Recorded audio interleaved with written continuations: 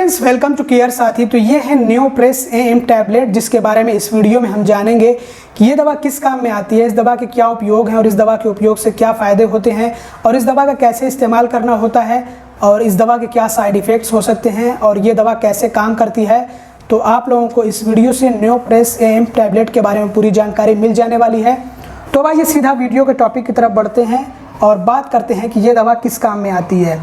तो इसमें दो दवाएं मिली हुई हैं, मतलब कि ये कॉम्बिनेशन मेडिसिन है और ये दोनों दवाएं मिल करके ब्लड प्रेशर को कम करने का काम करती हैं। तो इस दवा का काम ये है कि ये दवा ब्लड प्रेशर को कम करती है और हाई ब्लड प्रेशर के चलते जो कॉम्प्लिकेशंस के रिस्क होते हैं उनको भी कम करती है। तो अगर हम बात करें इस दवा के उपयोगों के बारे में, तो इस दवा का उपयोग मुख्य रूप से ब्लड प्रेशर को कम करने के लिए किया जाता है।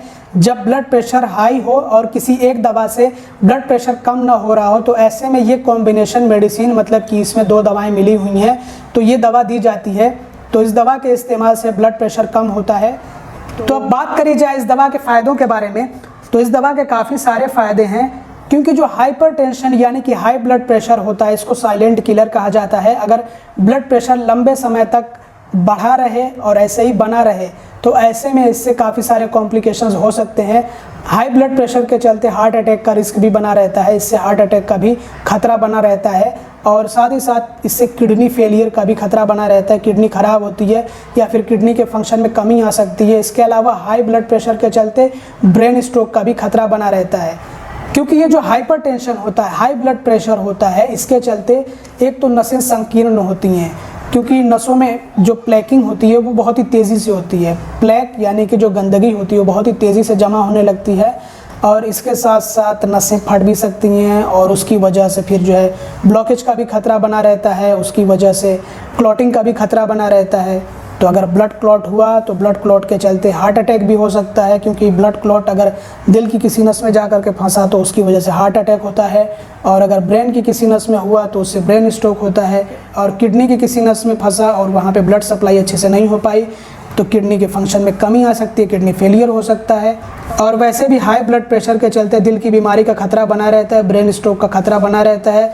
दिमाग में बिल्कुल बारीक बारीक सी नसें होती हैं, बहुत ही नाजुक नाजुक सी, तो अगर उन पर बहुत ज़्यादा प्रेशर पड़े तो जो है डैमेज हो सकती हैं, उनके अंदर ब्लॉकिंग हो सकती है, तो ब्रेन स्ट्रोक का भी खतरा बना रहता है। किडनी फेलियर का भी इससे खतरा बना रहता है, क्योंकि ये जो है किडनी के फंक्शन को इफ़ेक्ट करता है हाई ब्लड प्रेशर। तो ये जो दवा है, अगर इसके फ़ायदों के बारे में बात करें तो ये दवा हाई ब्लड प्रेशर को कम करने में मदद करती है, मतलब कि ब्लड प्रेशर को नॉर्मलाइज़ करने में मदद करती है। तो ब्लड प्रेशर अगर नॉर्मल होगा तो उससे जो जोखिम होते हैं हाई ब्लड प्रेशर के वो कम हो जाते हैं, चाहे तो वो दिल की बीमारी का जोखिम हो या फिर ब्रेन स्ट्रोक जिसको हम लकवा या फिर फालिज कहते हैं, इसका भी खतरा कम हो जाता है, और किडनी फेलियर या फिर किडनी की बीमारी का जोखिम भी कम हो जाता है अगर ब्लड प्रेशर अपने नॉर्मल रेंज में रहे। तो ये दवा ब्लड प्रेशर को नॉर्मल रेंज में लाने में मदद करती है, ब्लड प्रेशर को कम करने का काम करती है। तो ये सारे इसके इस्तेमाल के फ़ायदे होते हैं। और अब बात कर लेते हैं कुछ सावधानियों के बारे में, यानी कि सेफ्टी एडवाइस और प्रिकॉशंस के बारे में। तो सबसे पहले तो आपको ये दवा अपनी मर्ज़ी से नहीं लेना है। आपको ये दवा या किसी भी तरह की दवा हमेशा डॉक्टर की सलाह से ही लेना है, अगर डॉक्टर आपको प्रिस्क्राइब करें तभी लेना है। इसके अलावा ये दवा आपको हमेशा एक ही टाइम पर, रोज़ाना एक ही टाइम पर लेना चाहिए है, ताकि दवा की मात्रा शरीर में सामान्य रूप से बनी रहे, बराबर रहे, ताकि दवा अच्छे से काम कर सके और अपने पूरे फ़ायदे पहुंचा सके। और ये दवा अपनी मर्ज़ी से बंद नहीं करना है, जब तक कि डॉक्टर ये दवा बंद करने को ना कहें तब तक ये दवा लेते रहना है, इसको छोड़ना नहीं है। और याद रहे कि अगर आप इसका इस्तेमाल कर रहे हैं तो बेहतर यही होगा कि आप इसको रोज़ाना एक ही टाइम पर लें। जैसे कि अगर रात में ले रहे हैं तो इसको रात में ही लें, सेम उसी टाइम पर, और अगर सुबह में ले रहे हैं तो सुबह में एक ही टाइम पर लें।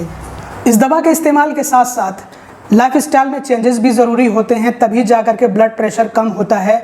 जैसे कि एक्टिव रहना, एक्सरसाइजेस वगैरह करना और अपने खाने से नमक और वसा को कम कर देना, जितना हो सके उतना कम कर देना, और स्मोकिंग बंद कर देना, स्ट्रेस को मैनेज करना, ये सब भी ज़रूरी होता है। तब जा कर के ब्लड प्रेशर कम होता है, अपने नॉर्मल रेंज में आता है। इसके अलावा किडनी या फिर लीवर से जुड़ी हुई कोई बीमारी हो या फिर सीवियर डिहाइड्रेशन हो, तो ये दवा लेने से पहले अपने डॉक्टर से इसके बारे में ज़रूर से बात कर लेना चाहिए है। और वो लेडीज़ जो कि प्रेग्नेंट हैं या फिर जो ब्रेस्ट फीडिंग करा रही हैं, उनको ये दवा लेने से पहले अपने डॉक्टर से कंसल्ट करना चाहिए है। इसके अलावा इस दवा के इस्तेमाल के दौरान अपने ब्लड प्रेशर को भी चेक करते रहना चाहिए है, ताकि ब्लड प्रेशर नॉर्मल रेंज से भी नीचे ना आए, नहीं तो हाइपोटेंशन हो जाएगा और उसकी वजह से भी दिक्कतें आएंगी। तो इसलिए ब्लड प्रेशर की निगरानी करना भी ज़रूरी होता है। और किडनी फंक्शन टेस्ट भी होता है, ये डॉक्टर कराते हैं अगर उनको ज़रूरत महसूस होती है तो। और अब बात कर लेते हैं साइड इफ़ेक्ट्स यानी कि दुष्प्रभावों के बारे में। तो आमतौर पर साइड इफ़ेक्ट्स कुछ ही टाइम तक देखने को मिलते हैं और धीरे धीरे करके गायब हो जाते हैं। शुरू में जब दवा का इस्तेमाल करते हैं तो साइड इफ़ेक्ट्स देखने को मिलते हैं, और फिर जैसे जैसे दवा बॉडी के साथ में एडजस्ट होती है, जैसे जैसे शरीर को दवा की आदत लग जाती है, वैसे वैसे जो दुष्प्रभाव होते हैं वो भी गायब हो जाते हैं। लेकिन अगर आप में कोई दुष्प्रभाव एकदम लगातार बना रहे या फिर कोई दुष्प्रभाव बिल्कुल गंभीर हो जाए, तो ऐसे में आपको अपने डॉक्टर से बात करनी चाहिए है। या फिर अगर आप दुष्प्रभावों को लेकर के चिंतित हो तो आप अपने डॉक्टर से इसके बारे में बात कर ले, बेहतर रहेगा। तो आइए अब बात कर लेते हैं कि इसके क्या कुछ साइड इफ़ेक्ट्स हो सकते हैं। एक बात आप जान लीजिए कि एक दवा के काफ़ी सारे साइड इफ़ेक्ट्स हो सकते हैं। कुछ कॉमन होते हैं, कुछ अनकॉमन होते हैं, कुछ रेयर होते हैं। तो जो कॉमन होते हैं उन्हीं के बारे में हम बात करेंगे, क्योंकि जो एक दवा होती है वो अलग अलग व्यक्तियों में अलग अलग तरह के दुष्प्रभाव दिखा सकती है। तो इस तरह से अगर हम दुष्प्रभावों के बारे में बात करें एक एक करके तो बहुत लंबा वीडियो हो जाएगा। तो इसलिए हम ऐसे साइड इफ़ेक्ट्स के बारे में बात करेंगे जो कि आम होते हैं। तो आइए उन्हीं के बारे में बात कर लेते हैं। तो इस दवा के कुछ कॉमन साइड इफ़ेक्ट्स हो सकते हैं, जैसे कि स्लीपीनेस मतलब कि नींद आना, एंकल स्वेलिंग टखने में सूजन हो सकती है, हेड एक सर दर्द हो सकता है, फ्लशिंग मतलब कि एक वार्म सेंसेशन हो सकता है, कि गर्माहट महसूस हो सकती है चेहरे पे या फिर कान के पास या फिर गर्दन के पास, डिजीनेस इससे चक्कर आ सकता है, पाल्पिटेशन हार्ट रेट बढ़ सकता है, घबराहट हो सकती है, increased potassium level in blood में पोटेशियम का लेवल बढ़ सकता है, फटीग सुस्ती हो सकती है, नोसिया उल्टी जैसा महसूस हो सकता है, एडिमस मतलब कि स्वेलिंग हो सकती है, सूजन हो सकती है, पैर में या फिर हाथों में सूजन हो सकती है, एब्डोमिनल पेन पेट दर्द हो सकता है, ब्रेथलेसनेस सांस फूल सकती है, बॉल हैबिट्स में चेंजेस आ सकते हैं मतलब कि पोटी के समय में बदलाव हो सकता है, नेज़ल कंजेशन नाक में जकड़न हो सकती है, अपर रेस्पिरेटरी ट्रैक इन्फेक्शन। इसके अलावा विजुअल डिस्टर्बेंस मतलब कि कठिनाई आ सकती है देखने में या फिर फोकस करने में किसी एक चीज़ पर। और अब बात कर लेते हैं इस दवा का कैसे इस्तेमाल करना होता है। तो इसकी जो डोज होती है ये डॉक्टर द्वारा तय की जाती है मरीज़ की कंडीशन के हिसाब से, और इसकी जो ड्यूरेशन होती है मतलब जो अवधि होती है ये भी डॉक्टर द्वारा ही तय की जाती है।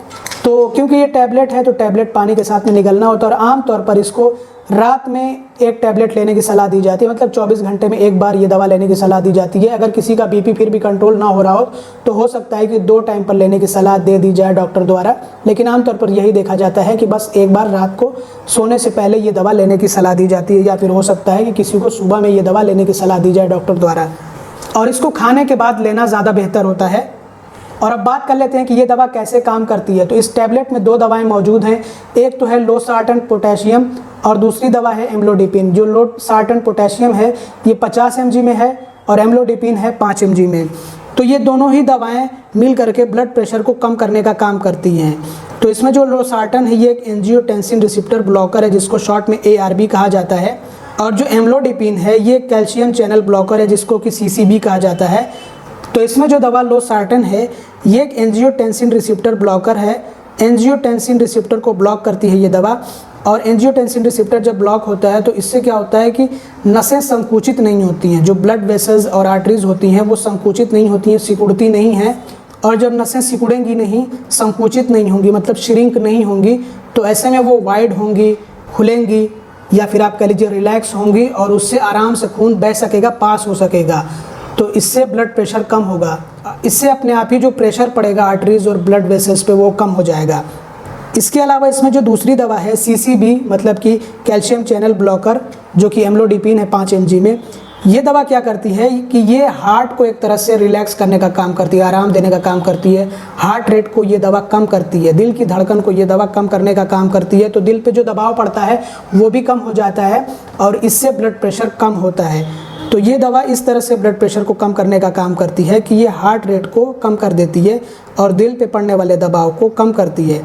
तो दिल अच्छे से पंप कर पाता है खून को आराम से, और इससे ब्लड प्रेशर कम होता है। तो इस तरह से ये दोनों दवाएं मिल करके ब्लड प्रेशर को कम करने का काम करती हैं। तो ये थी पूरी जानकारी न्यूप्रेस AM टैबलेट के बारे में। उम्मीद करते हैं कि ये वीडियो आप लोगों के लिए हेल्पफुल और इन्फॉर्मेटिव रहा होगा। अगर आपको वीडियो पसंद आया हो तो ज़रूर से लाइक कर दीजिएगा, चैनल को अब तक सब्सक्राइब ना किया हो तो सब्सक्राइब भी कर दीजिएगा, और इस वीडियो को ज़्यादा से ज़्यादा शेयर करिएगा। Thanks for watching, bye bye.